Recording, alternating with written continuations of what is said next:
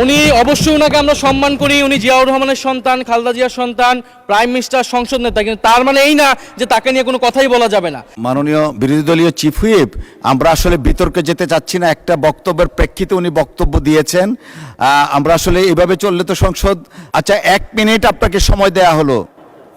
মাননীয় স্পিকার, এখানে মাননীয় সংসদ সদস্য দাঁড়ালেন, তিনি যদি স্পেসিফিক্যালি বলতেন কোন তথ্যটা এখানে অসত্য, উনি তো ওনার বক্তব্যের প্রেক্ষিতে বলেছেন, উনি কিন্তু ঢালাওভাবে বলে গেলেন যে বক্তব্য অসত্য কথা বলা হয়েছে। ওনাকে তো ফ্যাকচুয়ালি বলতে হবে কোন ইনফরমেশনটা এখানে ভুল ছিল। আর মাননীয় সংসদ নেতার কথা যদি বলেন, প্রধানমন্ত্রীও ভুল করতে পারেন। প্রধানমন্ত্রী এই মাননীয় সংসদে দাঁড়িয়ে বক্তব্য দেওয়ার সময় স্লিপ অফ টাং হয়েছেন, উনি তার ভুল শুধরিয়েছেন। ওনার বক্তব্যের সমালোচনা করার অধিকারও বিরোধী দলের আছেন। ফলে উনি অবশ্যই ওনাকে আমরা সম্মান করি, উনি জিয়াউর রহমানের সন্তান, খালেদা জিয়ার সন্তান, প্রাইম মিনিস্টার, সংসদ নেতা, কিন্তু তার মানে এই না যে তাকে নিয়ে কোনো কথাই বলা যাবে না, তার কোনো বক্তব্যের সমালোচনা করা যাবে না। আমরা তো গণতন্ত্রের দিকে যেতে যাচ্ছি, আমরা কোনো ফ্যাসিবাদের দিকে আবার যেতে চাচ্ছি না।